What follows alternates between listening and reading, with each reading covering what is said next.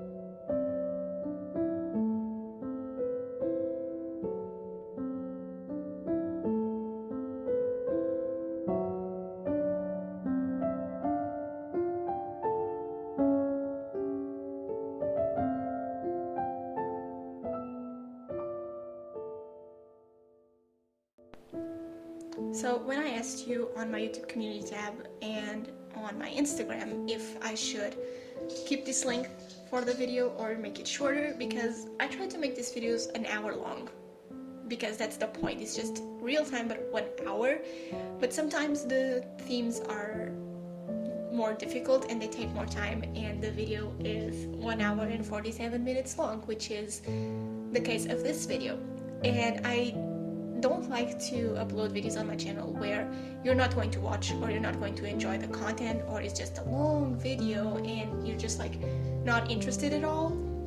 So I asked you if I should make it shorter or to keep this length, and most of you said to keep this length, but others asked me to just speed up the parts that were not so interesting, and I ended up doing that. So I don't know the length of the video because I haven't done that yet, but I'm going to speed up a couple of parts because I actually did that for July and no one complained about it, so I'm going to do that for August as well. And when I was asking that, someone requested for me to add the timestamps in the description. So in the description you're going to have all the timestamps for when I talk about the bullet journal pages that I'm doing in this theme. When I'm talking about the theme, the questions that I will be answering, everything is going to be in the description. So if you are just here to have your questions answered, you can skip to the timestamp that you want and it's going to be much more easier. It's going to take me a while to do that because that is really hard to do, but I'm going to do my best and put the timestamps on the description, and so you can see where I talk about stuff and where I talk about the bullet journal pages and when it's just soft music in the video.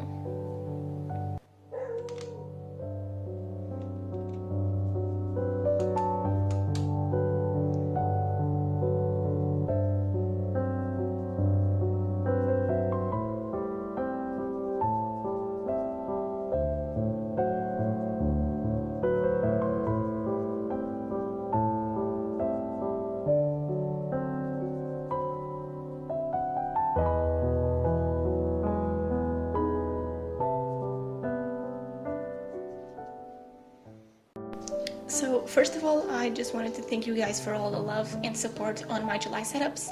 You really liked the theme that I did for July, and I really love that theme. I think it's one of my favorite themes of the year, at least, but I think it's my favorite theme that I did since I started bullet journaling.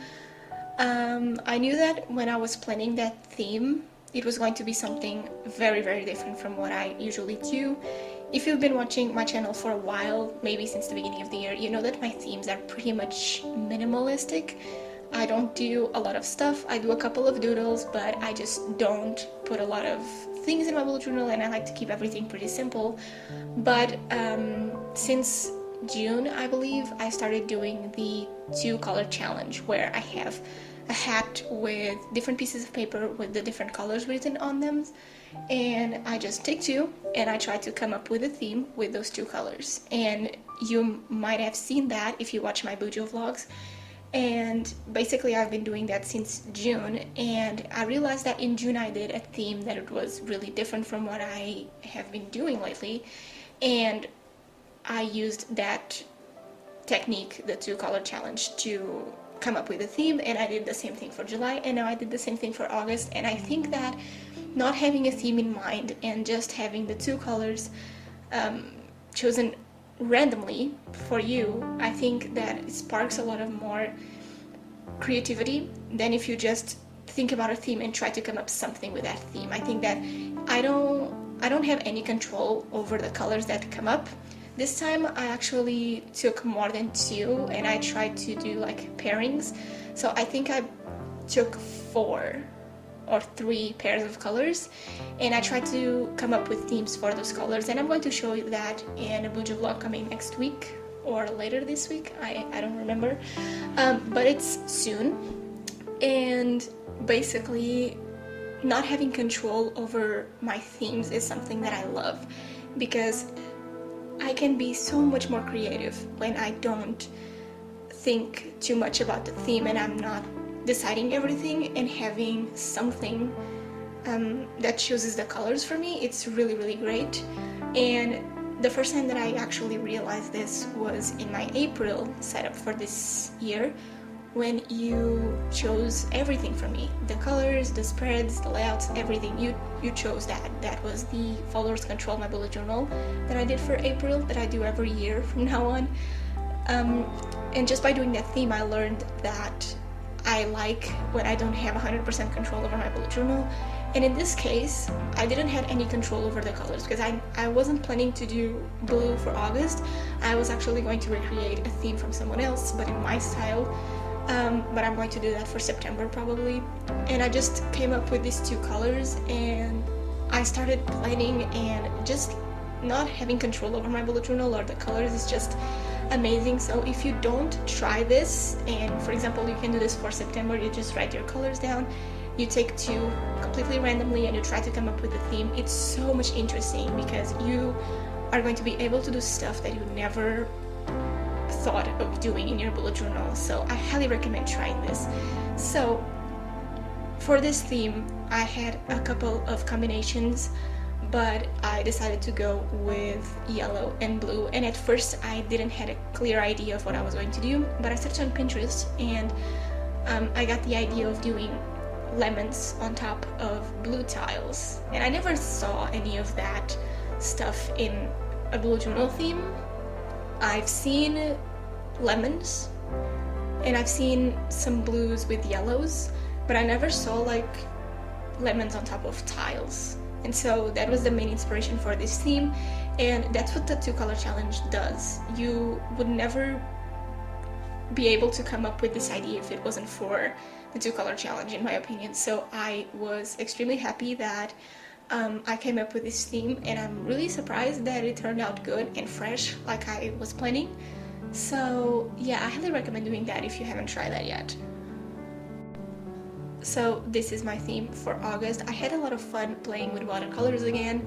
I always like to use watercolors in my bullet journal because I'm not a pro at watercolors, and if you've been watching my videos, I don't do masterpieces with watercolors. I just like to use them for like basic stuff that pens would not work as well. so I prefer to do the watercolors, and I prefer to use them instead of the pens. And I try to use the markers to paint the tiles, but watercolors turned out really well, so you know, I prefer to use watercolors in these cases. And I did the lemons, and I didn't draw them on my bullet journal because they would not going to pop.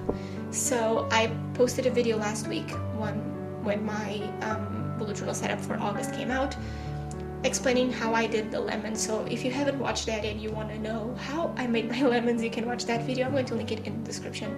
But it was just really interesting because I noticed that I've been really into stickers and making collages in my bullet journal, and in this case it's not really a collage, but I made the lemons as stickers and I'm gluing them to my pages, so it's basically collage stickers theme type of thing, and I've been really into that. And so I think they pop a lot more because they have the white border and stuff, but you will see once the theme is done if you haven't watched my July bullet journal theme. And that was the theme for August, and I'm extremely happy to see all the vibrant colors in my bullet journal.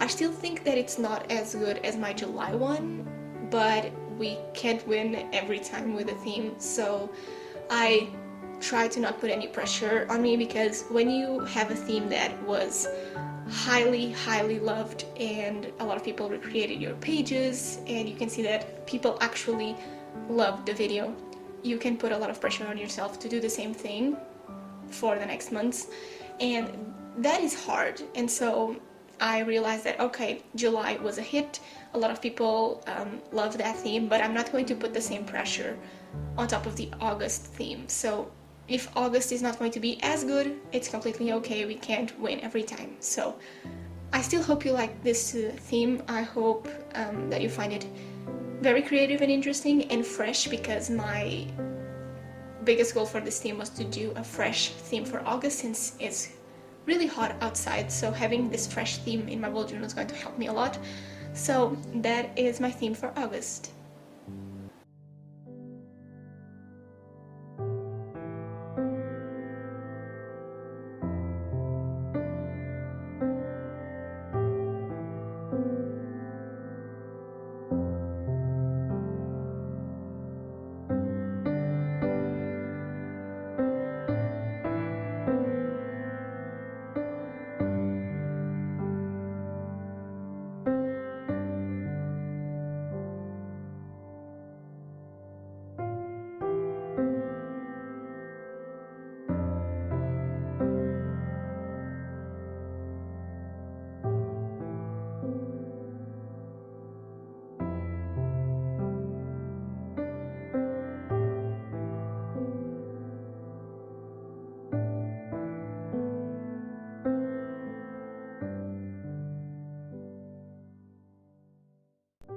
So first let's talk about the cover page. I actually did these rectangles for the cover page, and that's going to be repeated throughout the whole theme. And I decided to do this length and these dimensions for the rectangles, which is 8 centimeters by 4 centimeters, because I wanted something consistent, because I didn't know that I was going to do rectangles at first, but I feel like it makes the theme more cohesive if the rectangles are all the same length, and some pages have 2 rectangles and others have just 1, so it's more interesting that way in my opinion. And so I decided to do these rectangles, and I'm using my Arteza watercolors, the 36 set that Arteza just sent me. I'm going to have a video in the future, I think it's going to be like late July or the beginning of August, of a review of these watercolors, because they are amazing. As you know, I've been using my Winsor & Newton palette, which is just like with 12 watercolors I believe, and I always feel like I don't have enough colors because I haven't mastered the technique of mixing colors together, so I prefer to have a big palette like this. And I was going to purchase it, but Arteza accidentally sent me these watercolors, and so now I'm using them for this theme, and I'm painting them like in this messy way, so the tiles would look very messy, which is the main point of this theme, because I didn't want to do tiles that would be perfectly painted, so I just did this messy look to them. and I think they turned out pretty well in my opinion, because then with the lemons on top you can kind of see it, and it's better to feel irregular and that you know that it's to look messy than to try to be perfect and then don't look perfect. For the title, I'm using my Tombow Dual brush pens. I haven't been using Tombow Dual brush pens in a while for titles, so I decided to go with them for the umber effect and stuff. I always like to use Tombow Dual brush pens when I'm going to do big titles for the spreads, because they are the best markers for that. They are my favorite markers, but for these types of titles I prefer to use the Tombow brush pens, especially because blending colors with them it's much easier than with, for example, Crayola Super Chips in my opinion. So I just use them for the titles and for most of the spreads, I believe. And yeah, and I really like this title because it has the white stripe that makes it like shine, and then it has shadows, so I really love doing this title. I always like to play with the titles in my bullet journal spread, so that's what I did. And I wrote a quote, and then I'm just adding the lemons on top of the page. And I actually had a lot of fun doing the lemons. It took me like 2 hours to do the lemons, but it was really interesting.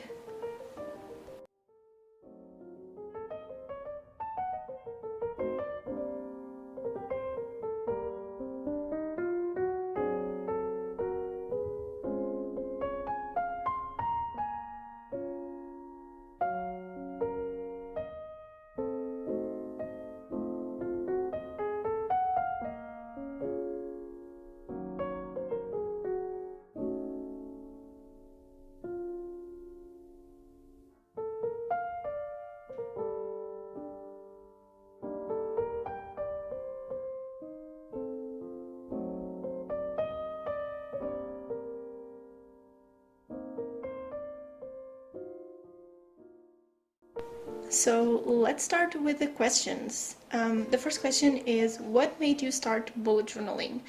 So I have a video on my channel that I can link down below, which is my experience with a bullet journal, because I've been bullet journaling for 3 years now.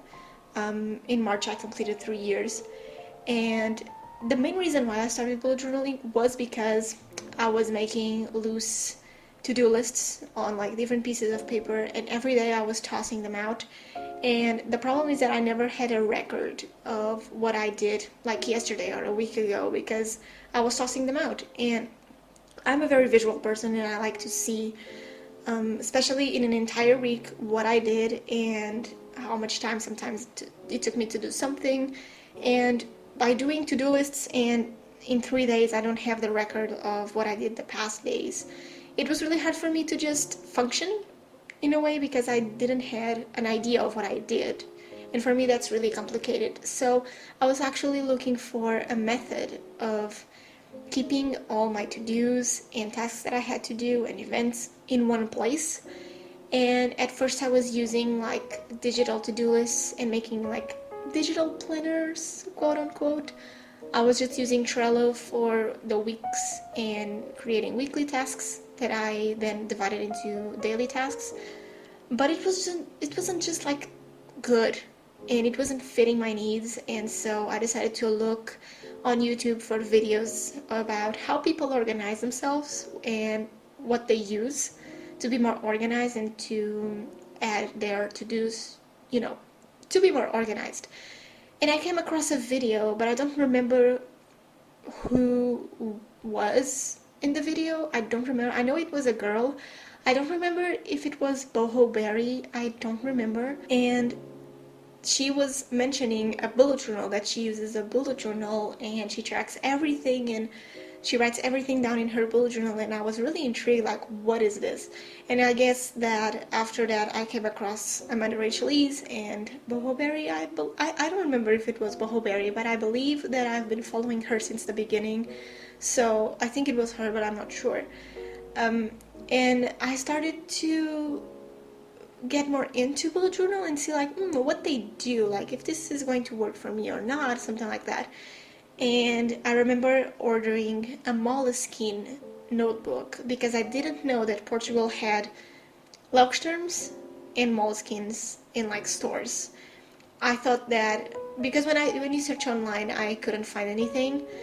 But I remember ordering a Moleskine from the Moleskine store in 2017 to use the notebook as a bullet journal, and it was just so like exciting to order a notebook, because in 2017 I was like 16, so I never ordered anything like that before, and ordering like a notebook to do bullet journal, it was just crazy. Like, I had a foreign notebook, oh my god.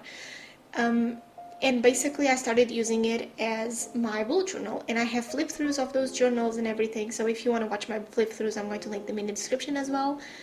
And it was really interesting to start tracking things. And the first year, the first months until December 2017, between May and December 2017, I was just trying to learn how bullet journal would work for me, and doing different pages and different styles, and trying to understand what I wanted to track and to add into my bullet journal. So it was just that kind of thing.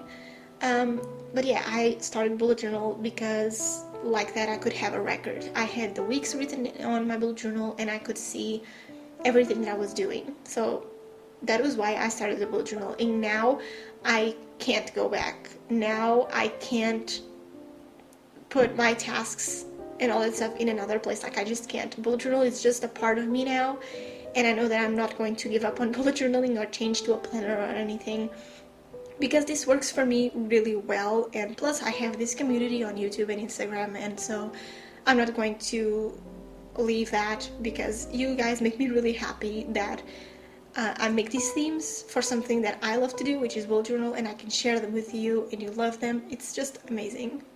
So thank you so much for that, by the way. But that was what made me start a bullet journal.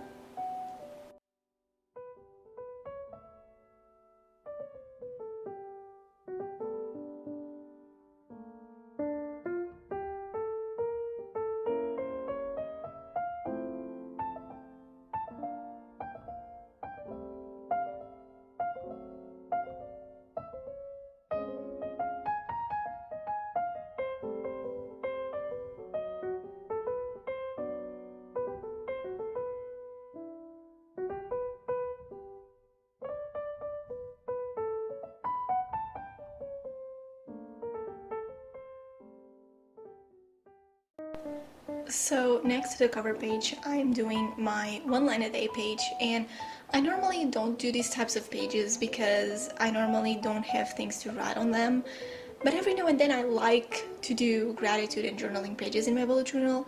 I have an art journal where I sometimes journal about my life and what I'm feeling and stuff, but sometimes I feel like I want to start journaling more, but I don't have the patience to do it. And I think it's much easier to just do like the one line a day page, or the gratitude log, and to just do it for a month or two, and then when you're more comfortable you can journal every day. At least for me, that's what I do. And I remember that I started with this page last year, to just start journaling a little bit, and to just kind of make me more comfortable into journaling and write my thoughts on paper and all that stuff. So every now and then I like to do that. I did the daily highlights page for April, which is a bit different, and it's just way harder. And so for this month I'm just doing the one line a day page, where I'm going to write probably what I'm feeling, or what I did, or something that happened. I don't know yet, but I like to do these types of pages in my bullet journal every now and then. So I'm making the same title for this page, and one thing that I love to do is to highlight every other line on the page. I feel like just adding those highlighted lines to the page, it makes the page pop a lot more, and it doesn't take away the use of the page, because you're just going to write on top of them. And so I'm using a pastel yellow and a pastel blue that complement the whole theme, but they don't look a lot like bright on the page. They are just pastel, easy to use, and then I'm going to write everything on top, so they will not like vibrate a lot. They will not be super bright on the page, and that's what I was aiming for. And I like to do these types of things on my pages, because even though the page is super plain, It's just to write stuff. Doing these highlighted lines, it makes the page a lot more interesting to look at. So that's what I did for the one line a day page.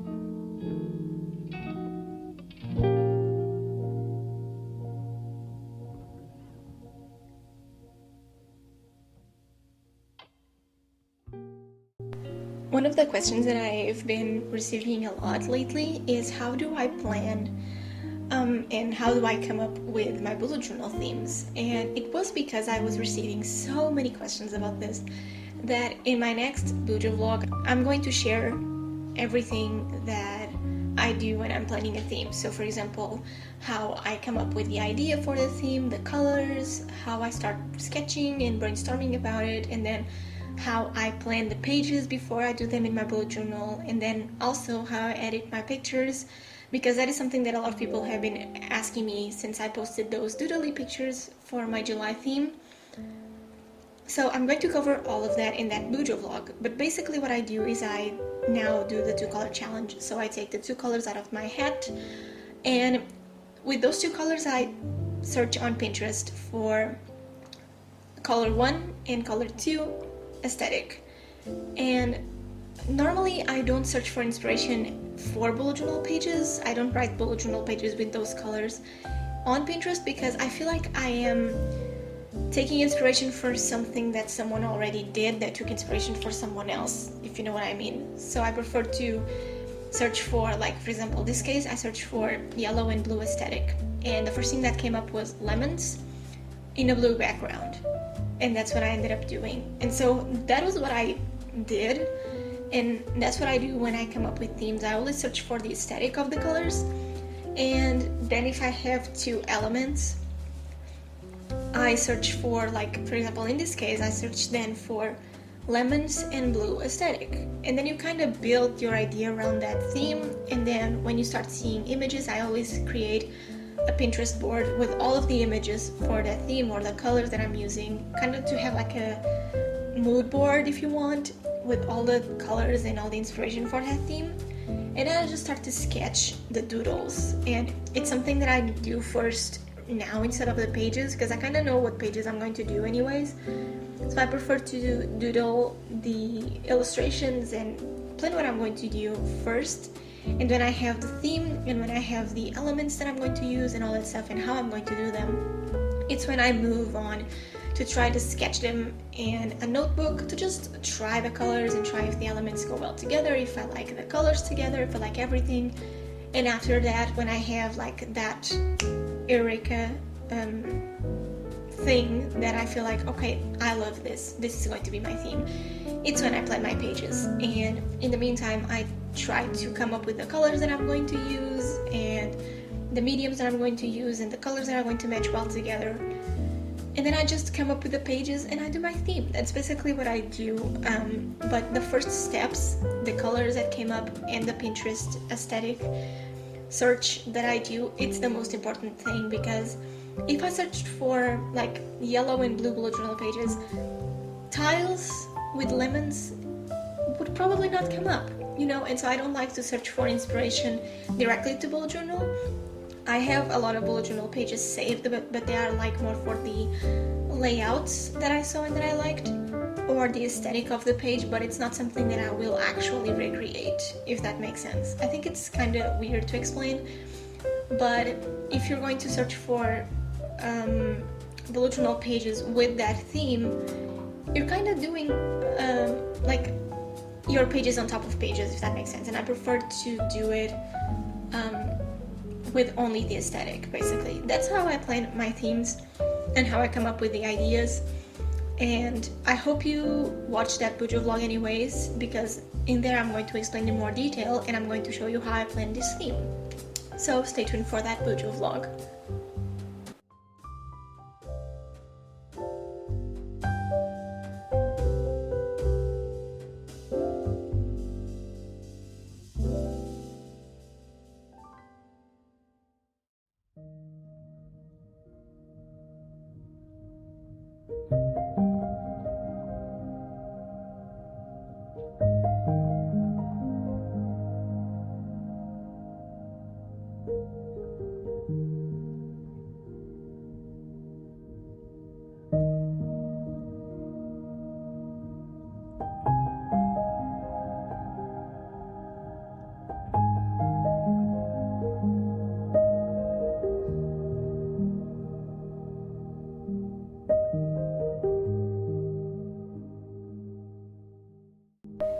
So now I'm doing my calendar for August, and I actually realized that I don't need big calendars in my bullet journal.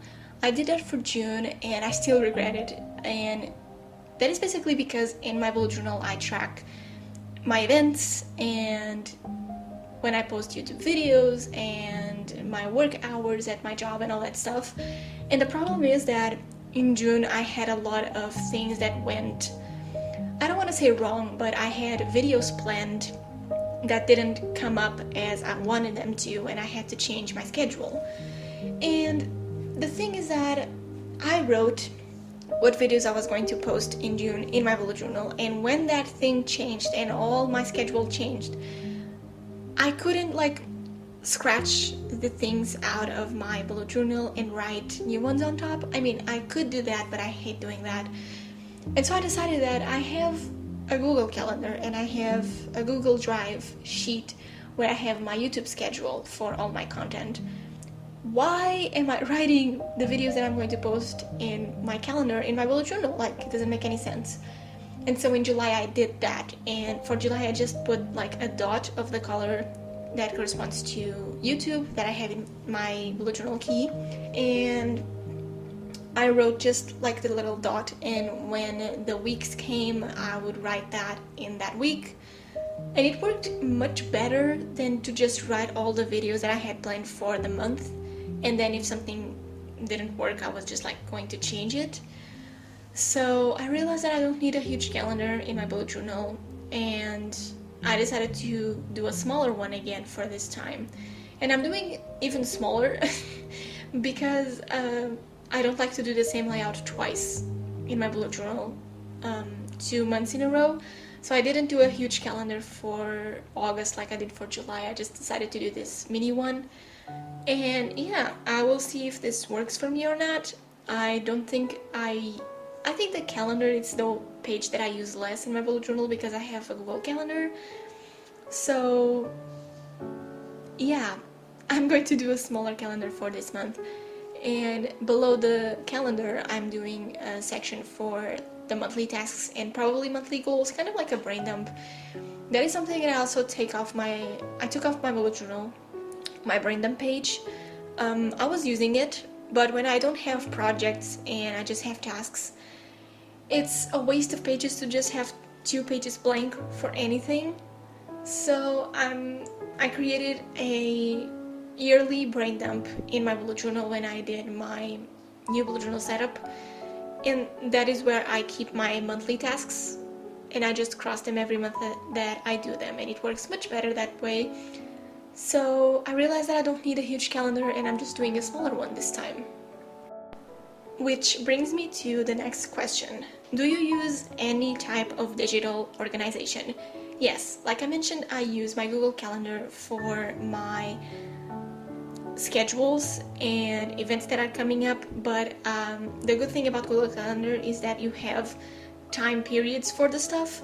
So I know that from that hour to that hour I'm going to be doing something, and in my bullet journal I write the tasks that I have for that day, but on my Google Calendar on that day I schedule a time period for that task, which makes me more productive because I know that if I plan to film my August setup, something like that, that can be in my bullet journal, but I don't have any idea when I'm going to film it. And so in my Google Calendar I put there that I'm going to film my August setup from 9 a.m. to 2 p.m. And I know that I'm not going to do any other tasks probably on that day because I'm going to film the whole day.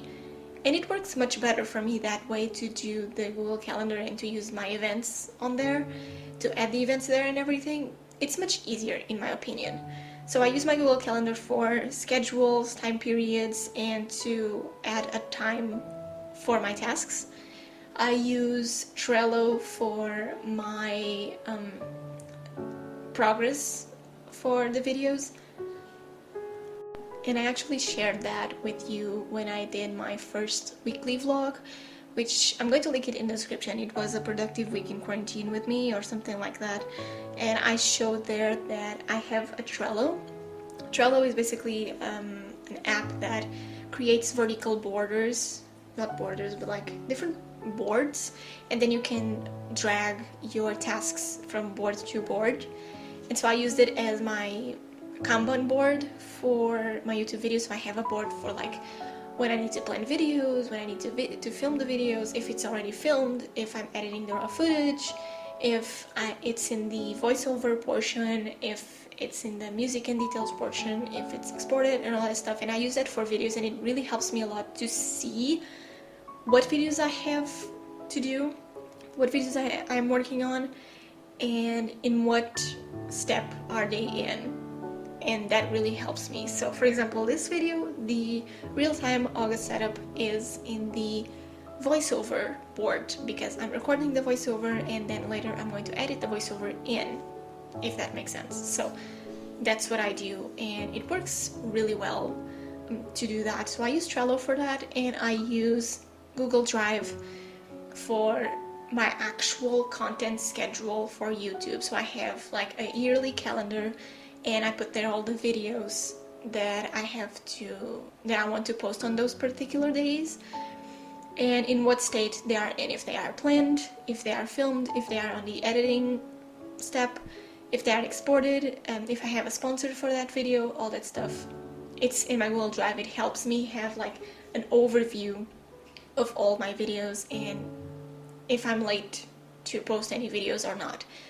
And then I use Notion. Notion, it's kind of like to-do list app, but you can divide it into different documents and stuff, and I use that for my pen pal trackers, the stationery, and like the affiliate links and the coupon codes and the different stationery from each stores and all that stuff.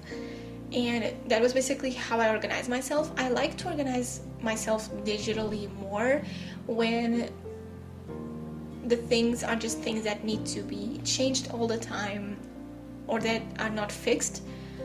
So I like to use digital organization for that. And I use my bullet journal for like daily tasks and tracking my stuff because it's easier for me to do it that way. So those are the things digitally that I use, but I know that I couldn't move completely into digital. I like to do bullet journal, it's much more personal, but for things that change all the time and that I need to organize myself better and they are changing and something can change, when it's something that needs to change basically, I prefer to use it digitally.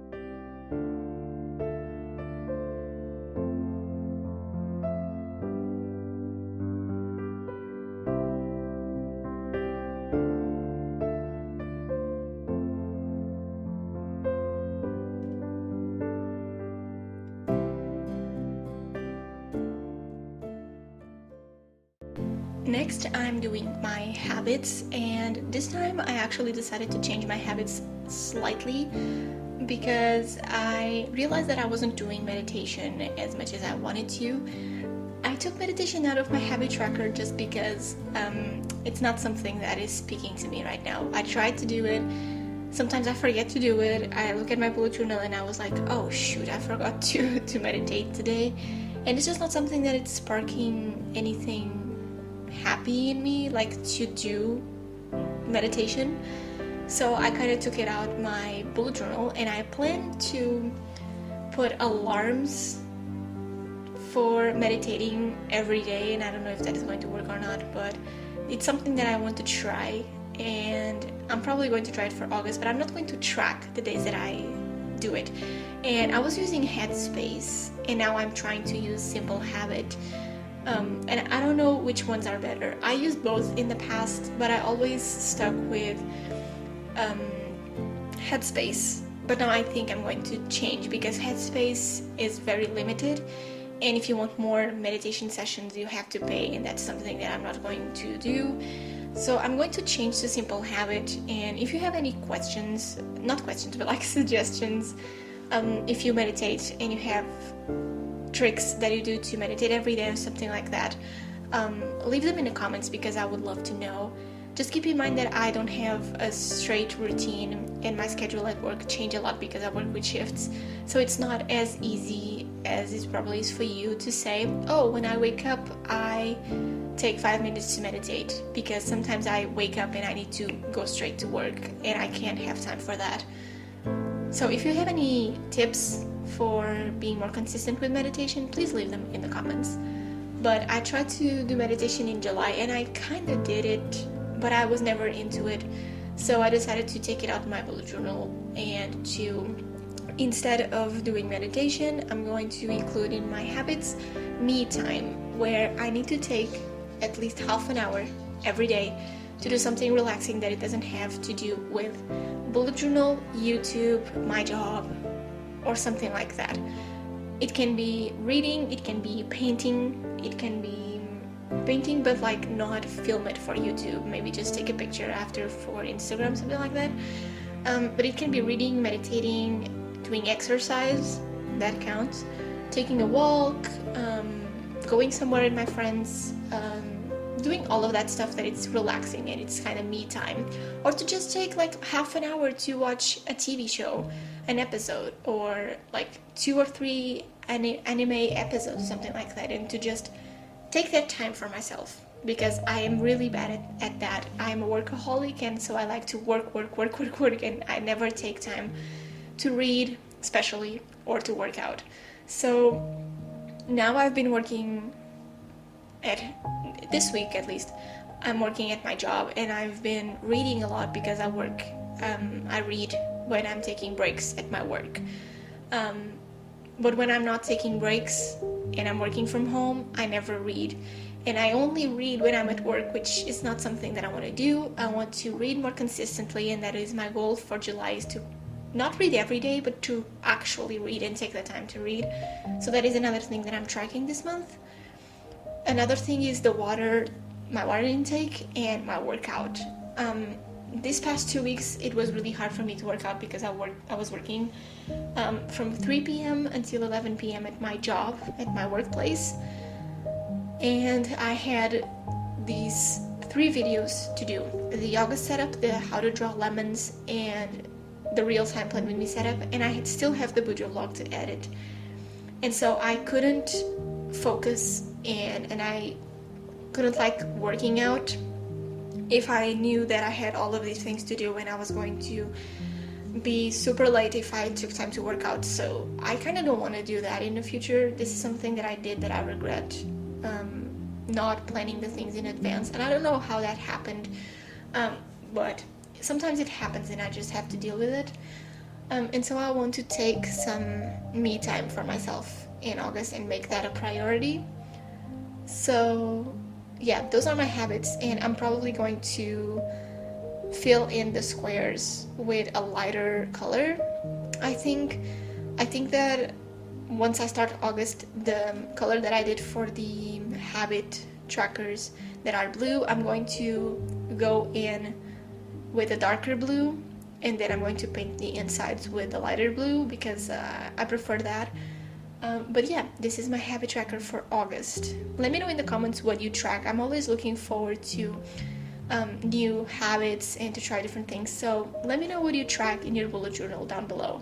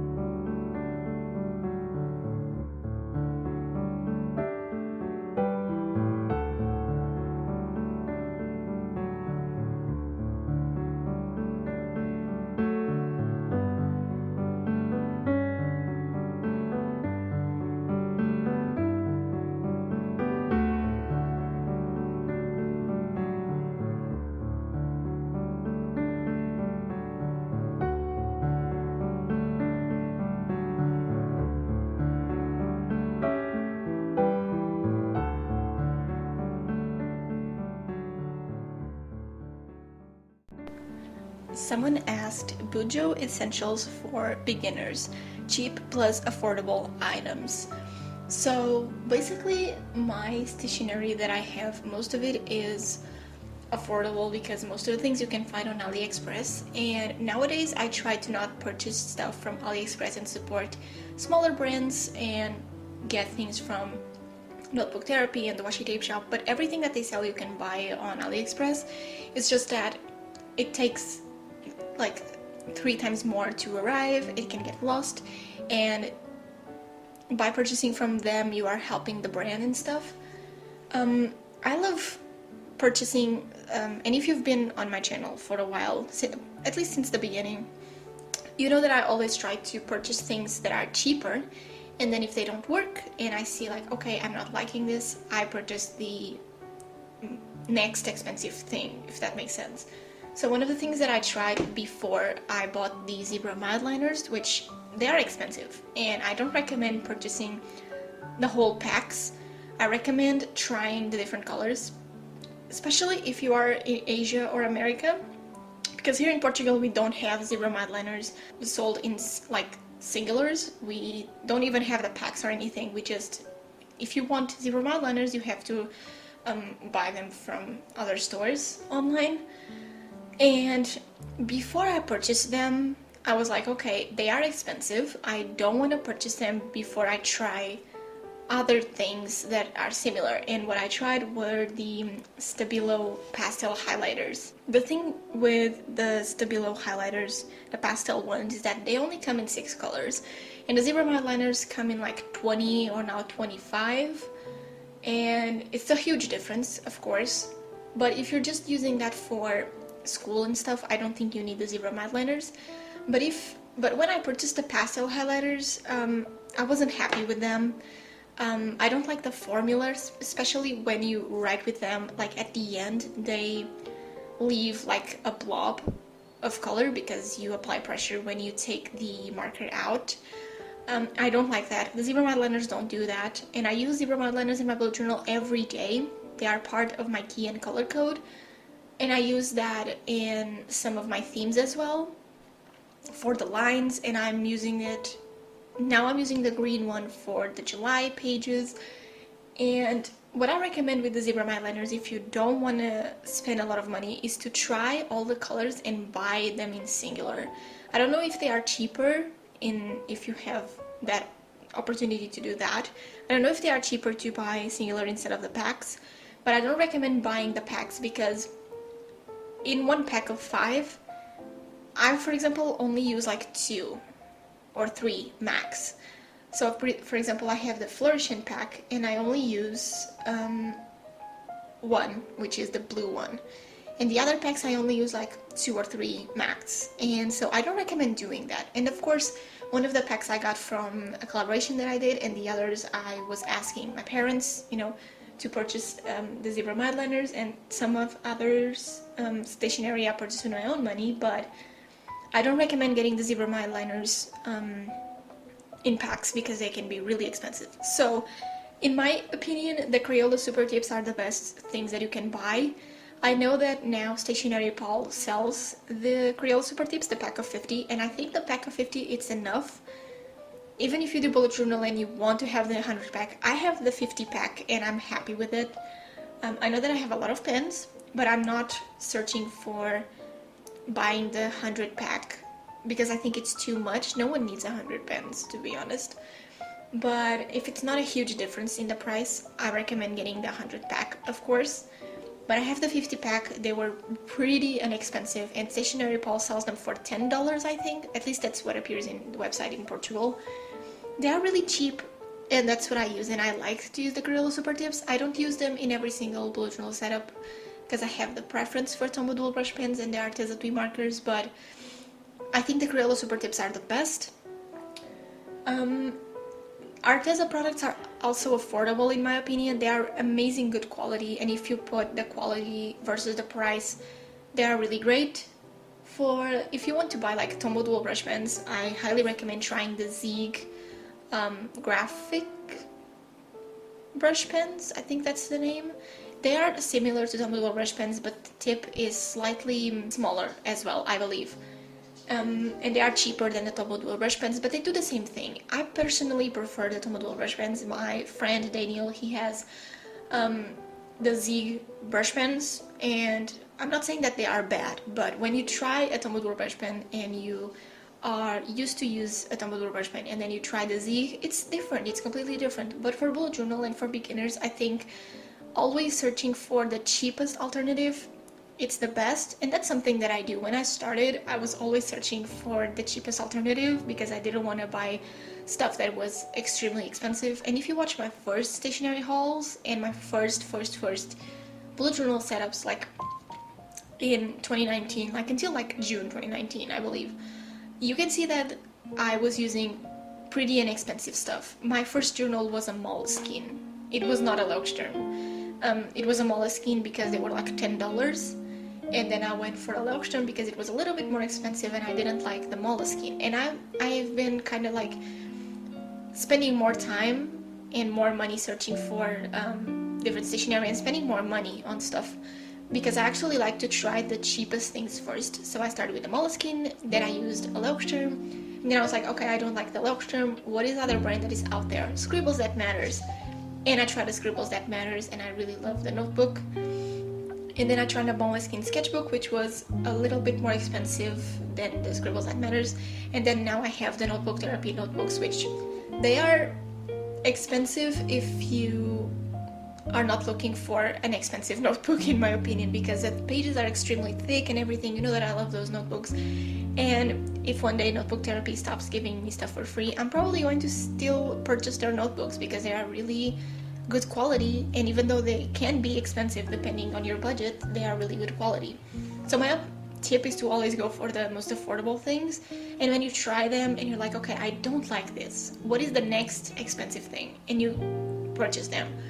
And for fine liners, I like the Pigma Micron pens, but if you don't have access to Pigma Micron pens or they are expensive where you live, you can try the Pentel point liners. I have been requesting them since I got them, and I haven't used the Pigma Micron pens yet since I got the Pentel point liners.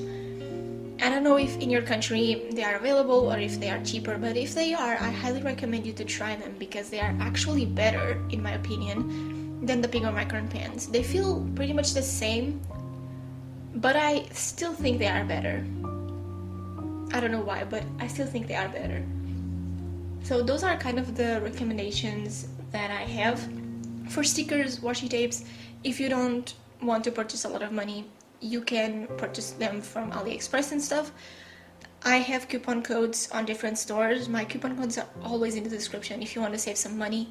A lot of people use them, a lot of people save money using them. It's amazing. And so I still think that most of the stationery that I get from Instagram stores, quote unquote, are available on AliExpress. And I always chose to buy from AliExpress because it was extremely cheaper. But now, because I have this platform, I prefer to support other brands. So that's what I've been doing. But I never search for purchasing the most expensive stuff. If I get expensive stuff, it's because it's gifted to me. But as you can see in my past bullet journal setups, I've been using a 12 set of watercolors from Winsor & Newton, and that was like $10. It was inexpensive for a watercolor set, and it's even a travel set. It's not even the huge set that they have. And I've been using that, and I don't regret buying it because I bought it with my own money, and it got me started on YouTube for bullet journal and stuff. So I always search for the most affordable stuff, and if I don't like it, it's when I move to the next expensive stuff, like I mentioned. So for example, for markers, I'm still using the Crayola Super Tips, and I don't search for expensive markers or for the pack of 100 because I don't need it.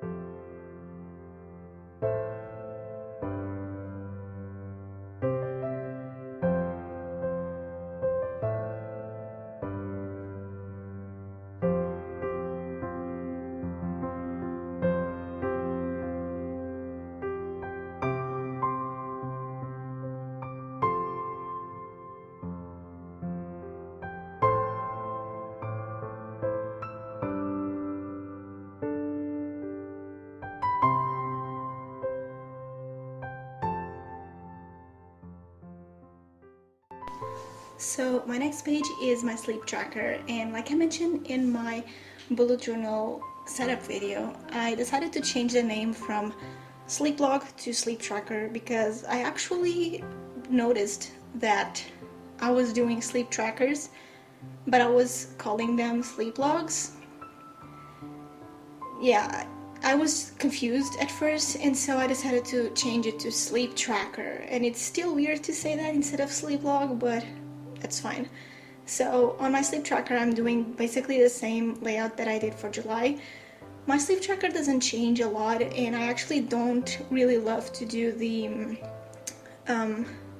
one-page sleep tracker just because I feel like I don't have enough space for everything. I like to have the two-page spread and to divide it into 15 days and then 16 days on the other page. It works much better for me, so that's what I do. I like to track my sleep and my work hours, and I'm probably going to change the title for September because this is a sleep and work hour tracker for my job. So yeah, I'm probably going to change the name for next month. But I like to track my sleep because I'm working from home and I'm working at my job now. And so I prefer to just do it and to track it in my bullet journal so I can see how many hours I'm sleeping and if it's enough, if I'm getting tired, everything that is related to sleep and work, because it's really important for me to track that. Even though like sometimes I can see like, oh, because I slept from this time to this time, that's why I'm tired. And yeah, that's basically why I use my sleep tracker. I think that I explained it before. So I put here my sleep hours that I sleep and the hours that I work at my job, and I kind of try to see an overview of what is working and what I'm feeling and if I'm tired, if it's not working for me, all of that stuff, to just have an idea of my well-being basically. So I like to do the days at the top and then the hours of the day at the sides, and I do the 24 hours because I work at shifts. So throughout a whole month there are days that I'm working at night and then in the afternoon and then in the morning, so it's way better to have the 24 hours and to kind of plan when I'm going to sleep and stuff. So that's why I use my sleep tracker, and I don't know if I'm going to keep it, but when I feel like it's not going to be useful anymore in my bullet journal, I'm just going to take it out.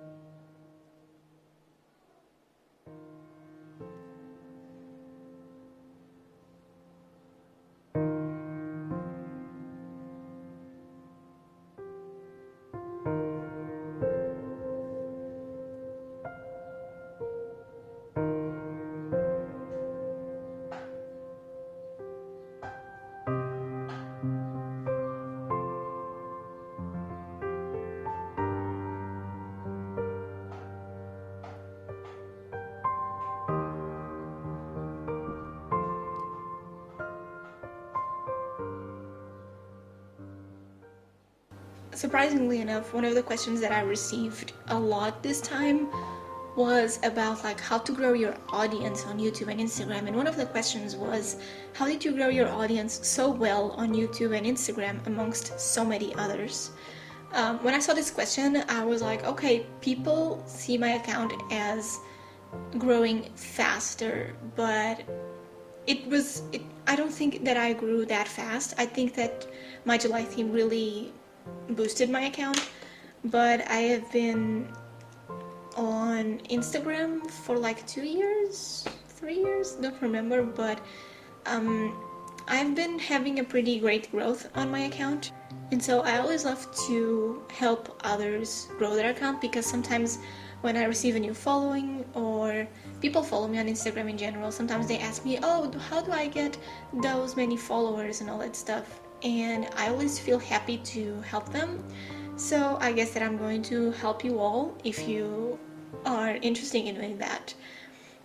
My first thing that not the first thing that I did, but one of my main keys is to be consistent in posting. So of course that when my account grows a lot is when I post my bullet journal setups. Obviously that happens on YouTube and Instagram. I just have a huge growth because I post these types of videos, and then throughout the month it grows less, but it's still a good growth. And what I recommend is to be consistent. So if you just post your bullet journal pages in your Instagram account, and you decide to post all of them in a week, then you're just going to have a week full of posts, and then the next 3 weeks or 4 weeks of the month you don't post that many stuff. There's a lot of people who post like every other day their pages for their bullet journal that they did for the upcoming month, but I prefer to do mine in a whole week because I coordinate my posts with my YouTube videos, so everything is coordinated. And so what I do is, and this is because I have a YouTube channel, but what I do is I post a lot. So when the month comes and I'm sharing my bullet journal pages, I post like 2 posts every day for a whole week, which boosts your Instagram a lot. And then throughout the other weeks I try to post 3 to 4, maybe 5 times if possible, per week. And that boosts your account a lot, because it doesn't seem like you're just posting for a whole week and then you're not posting. And my idea of being consistent and to grow your audience is to not spend more than 3 days without posting. There are people who kind of declutter their accounts every week, and if they see that you haven't posted anything, or that you are a lot like out of social media, not posting anything on your stories, you're not answering comments, they are more likely to unfollow you, and the Instagram algorithm can see that. And so, you know, my biggest tip is to post a lot. Just post, and post, and post, and post. One of the things that I use to post consistently is to have a schedule. So I obviously have a schedule for my YouTube videos, and I always try to combine a YouTube video with Instagram pages. So I know that, for example, I'm going to post a pen pal with me video, which means that later that day I'm going to post the pen pal photo about that video, so people can, you know, see that I did a pen pal, and if they want, they can watch my video, if that makes sense. And I know that it can be hard for you if you have school or work, but if you plan your posts in advance and your videos in advance, in case you do YouTube, it's much more easier to just post, because the pages and the photos are already done. You just have to post them, and that's what I do. I create a schedule, like a content planner, if you will, where I just post different stuff. And doing that helps a lot because it makes you feel more like committed to grow your audience. And when I started on Instagram, I actually joined a couple of those like engagement groups that everyone participates in, and I'm still in those groups. And when I started, we have like kind of the same amount of followers. So I believe that we had like 100 or something like that.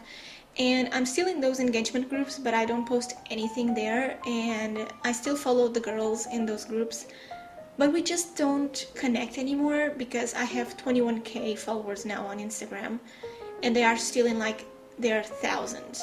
And I'm not saying that I'm better than them, but because I put a lot of hard work in my pages, in the editing, and I post consistently, they didn't evolve as I did. And I noticed that in a lot of pages that you can post a lot, because when I started on Instagram, I followed a lot of pages that had the same amount of followers as my account on Instagram. And now, like 2 years later, I can see the difference when they are gaining less followers than me and I am bigger on Instagram than them. Like, why? And I'm not trying to brag or anything, but I think that having a schedule and putting a lot of work in planning your pages and what you're going to post and editing your pictures and create this engagement with your community and your followers on Instagram, it's really, really good. And I see those accounts, they are not growing as fast as I am, and it's probably because they don't post a lot. And when you enter those accounts and you check their posts, they post like once a week. So my biggest advice is to have a schedule for your posts, to make your pages in advance so you don't have to be like later at night doing a page to post that same day, and to have a content planner, obviously, because having a content planner means that you know what you're going to post. And that is basically what I do. And for YouTube it's the same thing. And now I'm posting 3 times a week because I saw that we were going to be in quarantine. I started quarantine March 17th, I believe.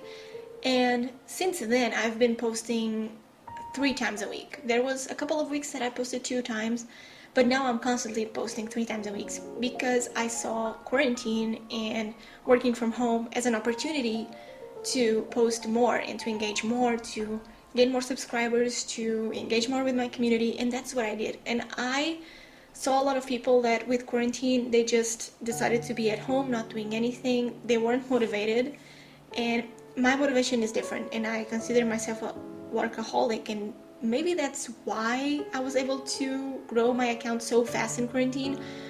But I've seen a lot of people that quarantine started and they stopped, basically. So they were at home, but they weren't doing anything. They weren't filming videos, editing videos. They didn't have any ideas.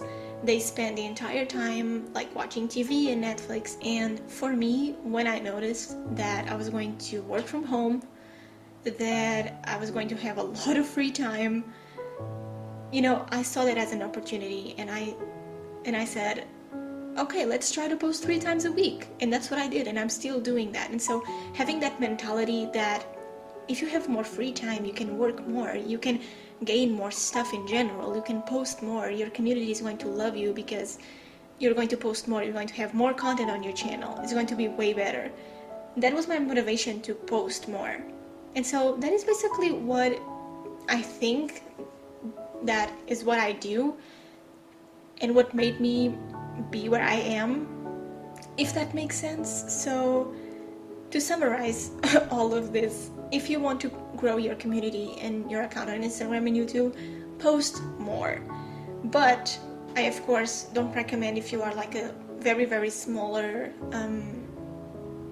YouTuber or posting on Instagram, because you're not going to gain a lot of followers. You kind of just have to post every now and then as you gain more followers, it's when you can post more. At least for me, that's what makes sense, because I see a lot of YouTube channels and Instagram accounts that post a lot, but they don't grow, and that's bad. Because I can post a video and grow, and that's okay, and now I have this community, and I know that you're going to watch the videos no matter what. But when you don't have not even 100 followers or subscribers, it's so hard to post stuff online because people are not going to watch it. You need to post slowly, understand what your community likes, listen to your community, and then post more.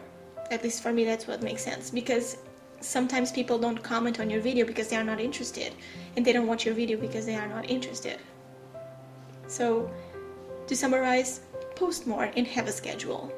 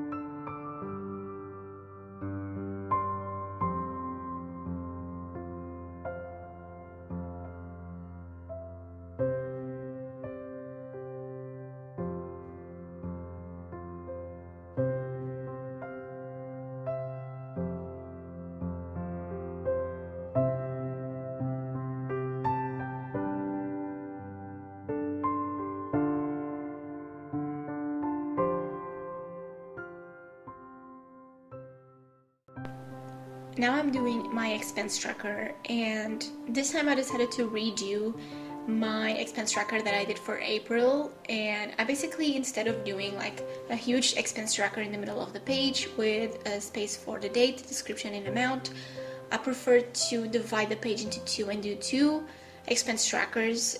They're the same, but they're just divided into two. In one column I have the description, and the other I have the amount.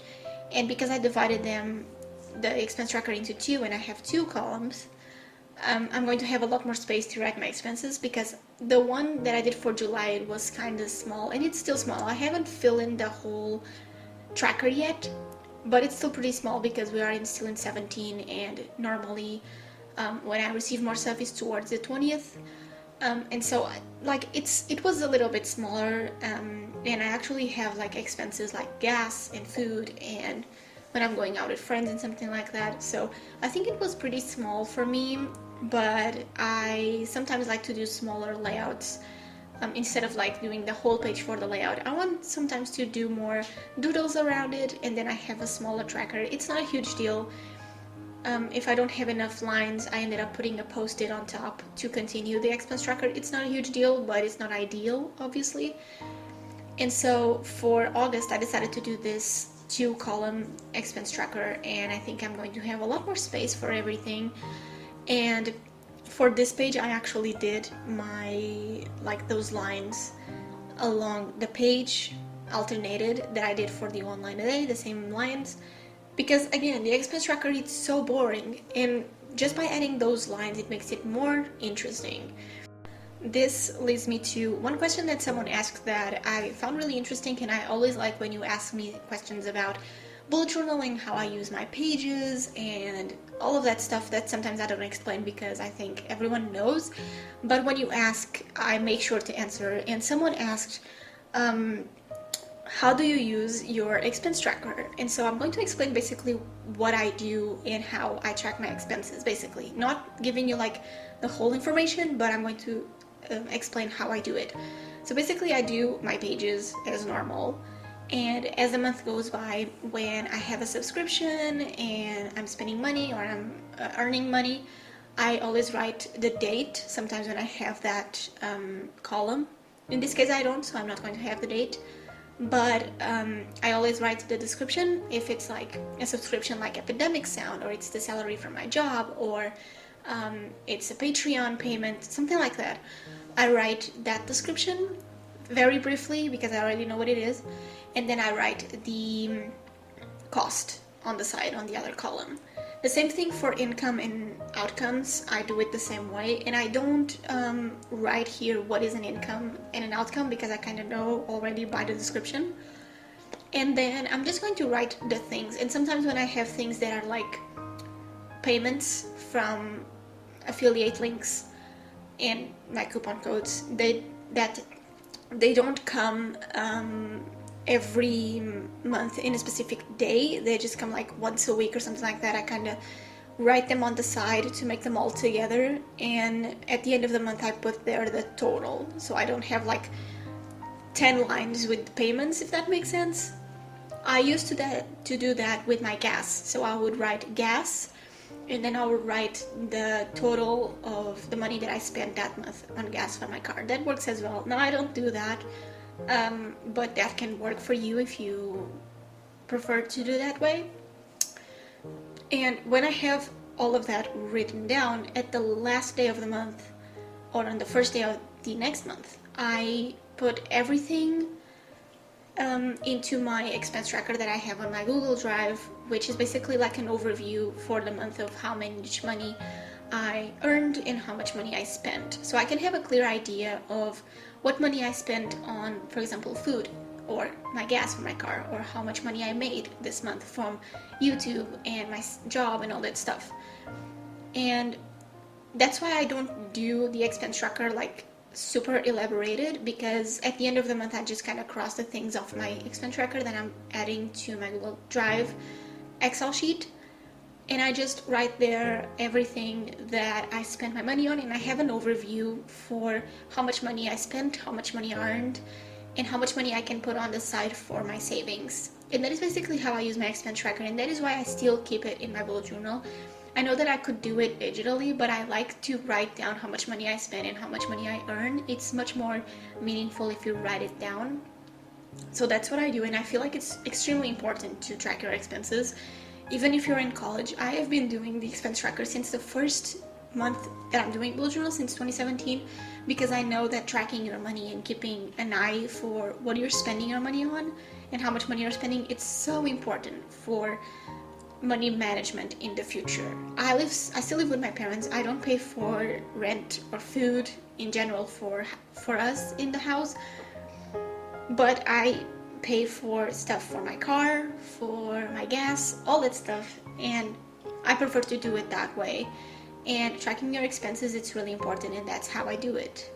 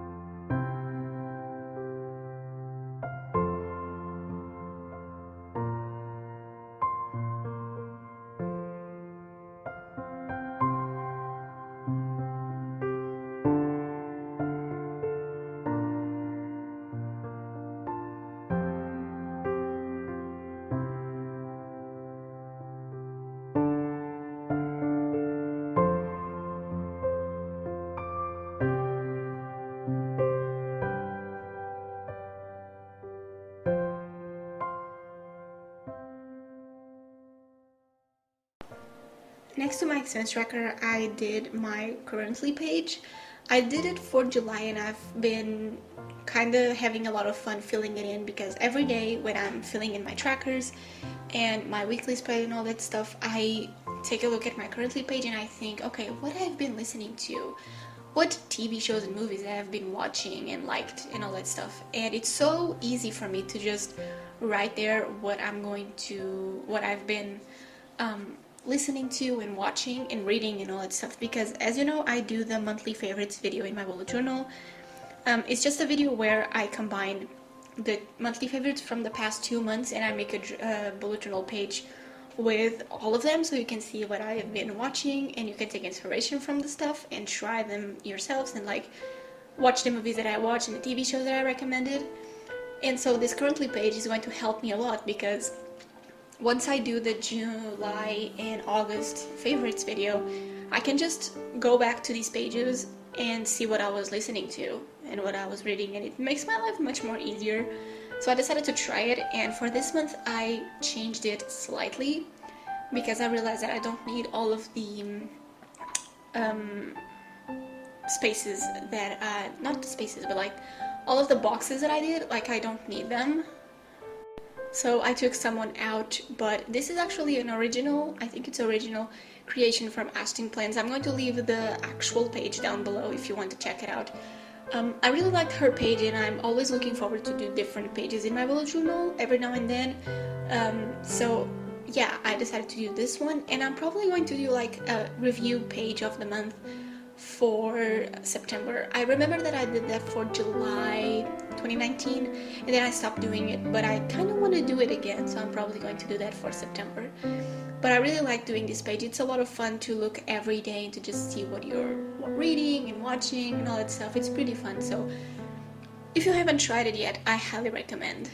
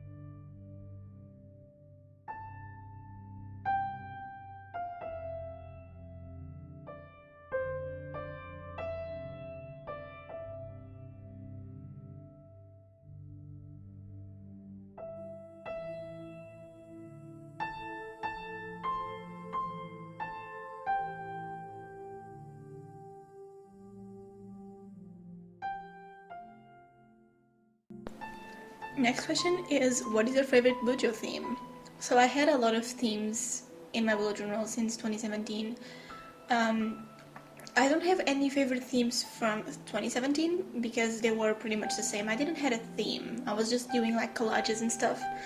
But I think that my favorite theme for 2018 is either my October theme, which was the first bullet journal theme that I posted on my YouTube channel.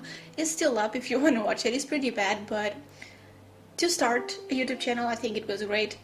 It led me to here, so, you know. And so I think that that is my favorite theme for 2018. And I actually like my December one, which I did Stranger Things, and it's my first time doing Stranger Things in my bullet journal, and I was so happy. I basically did like the collages with Eleven and the boys and stuff, and I did Egos and I did the lights, and it was pretty good, and a lot of people liked that theme on Instagram. It was really popular, and so at the time that I had like 100 followers. But yeah, I feel like that is my favorite theme for 2018, or my October one. For 2019, I think it is either March, which is like bees and honeycombs. It was my first yellow theme. Or my April one, which is like scrapbooking and vintage stuff. It was the folders control my bullet journal, so that shouldn't count, but yeah. And I think my July theme for 2019 was actually pretty good because it was like very minimal with some blues. I don't even know what color that is, but it's like a blue, like a denim blue, but very pale. And I did like minimal leaves that are just like with line art, and I really enjoy that theme. And then I also enjoyed doing the December one, which was like Christmas, and it was my collaboration with Fumemo. And I actually did like Christmas pictures, collages, and then I added a bunch of red, but it's really subtle, so it doesn't scream Christmas, but it's red and it has Christmas stuff. But it doesn't scream Christmas because I actually don't celebrate Christmas that much. I'm not a huge fan. You know, it's not something that I like to do. But I wanted to do something Christmassy, so that's what I did. And so basically for that year, I think my March one is my favorite. I really like the style and I really like the colors together, so I think it's March. I always have a playlist of my bullet journal setups in the description in case you want to watch them all. It's always in the description. And for this year, 2020, I think it's July, for sure. For sure, July is my favorite bullet journal theme for this year so far. I like the August one, but I think July was much better. So, yeah. But if you want to watch all of my flip-throughs and of my past bullet journals and my bullet journal setups, I always have playlists down below in case you want to check them out.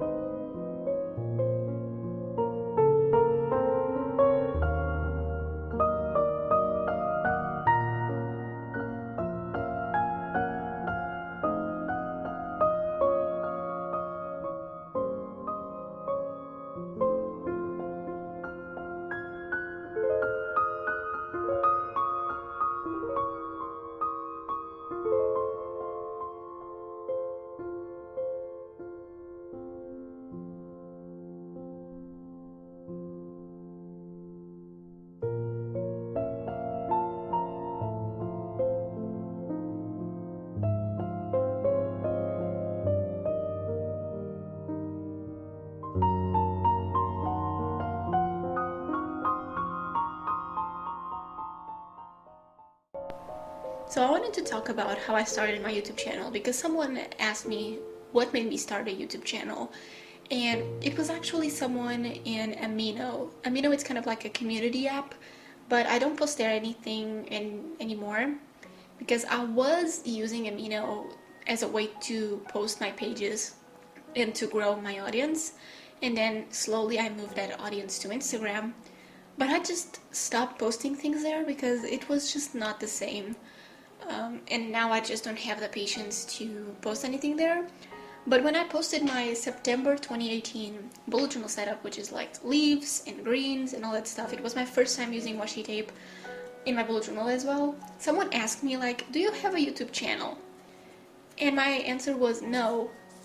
But since then, I have been thinking about it. And so that was in September. No, I mean, not September, it was for my month of September, but I posted that in August. And I remember that people loved those pages that I posted for my September setup in August. And I was kind of like, maybe I should start one. Maybe I should try it. And so I started searching for it, and the more I searched for it, the more I wanted to start one. And so basically I started searching, and I talked to my parents, and we got a tripod. I used a very bad camera that I had, and then I used my phone. And just that comment, that asked me that if I had a YouTube channel, it was so meaning to me. Like, it was very meaningful because someone asked me if I had a YouTube channel because they wanted to see my content. I was just so surprised. And so I really decided to commit and to start a YouTube channel, and here we are. That was basically what made me start one. And comments like these are the ones that stick with you. And sometimes I receive comments that are really, really good in my videos, and I'm always thankful for that. I answer most of the comments that are actually constructive to my videos and to my work and all that stuff that I do on YouTube. But comments mean a lot to people, and sometimes when I remember this story that I saw a comment and that stuck with me, I remember that when you comment stuff on other people's videos, that can stuck with them. And I'm kind of going off topic, but I see a lot of hate on smaller YouTubers, and even in my videos, sometimes people come to my videos to hate on my videos that I copied someone or that I'm not being original and stuff, and I'm just doing my own business and people are just hating on me. And so it's just a reminder that whatever you post and whatever you comment on other people's videos, it can stuck with them and it can change their lives. I don't know if I was going to start a YouTube channel if that comment wouldn't appear in Amino. I'm pretty sure I wouldn't. So I'm very thankful for that comment. I unfortunately don't remember who commented that, but you know, it was just amazing to see a comment like that and to think like, oh, someone wants me to create a YouTube channel. That is really cool. And I have a lot of support from people that were following me on Instagram that they still follow me, which is incredible. So yeah, that was what made me started a YouTube channel. And here we are. And so I'm very, very happy that that comment came to my life, because without it I wasn't here today.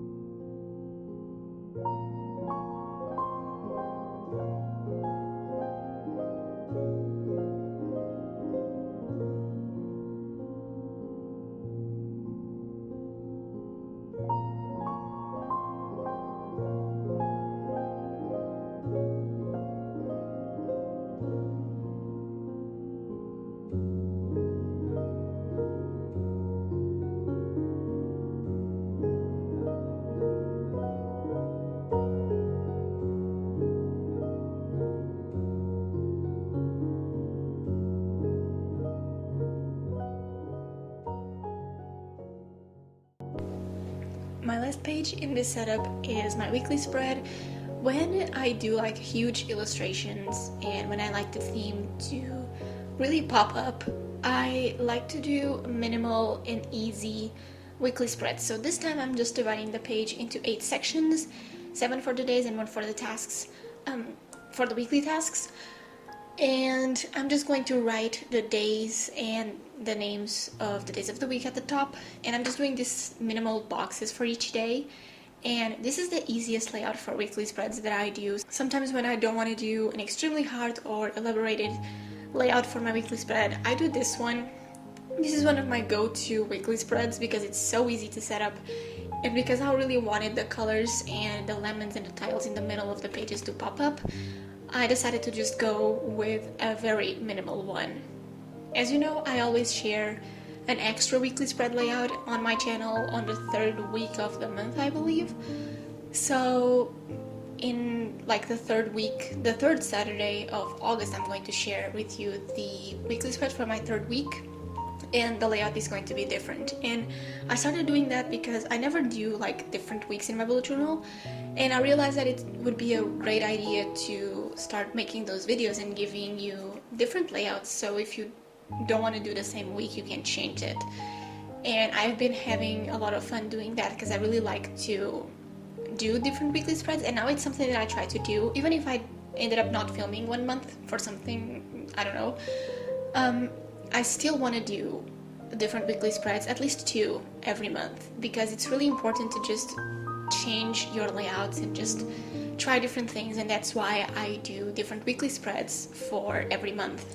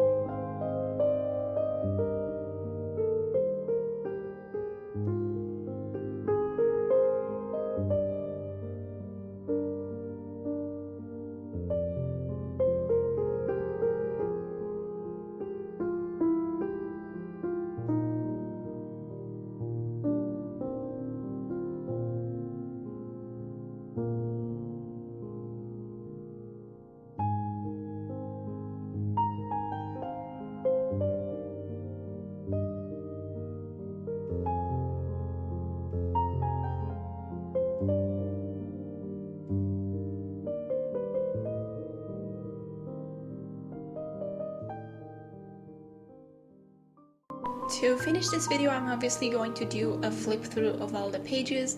If you haven't watched my normal bullet journal setup for August, I'm going to leave it in the description. I hope you like this real time plan with me video. I hope you planned your month of August with me, or if you take this time to just do something productive with my video as your background noise. I always love to provide you with these types of videos that so many of you love.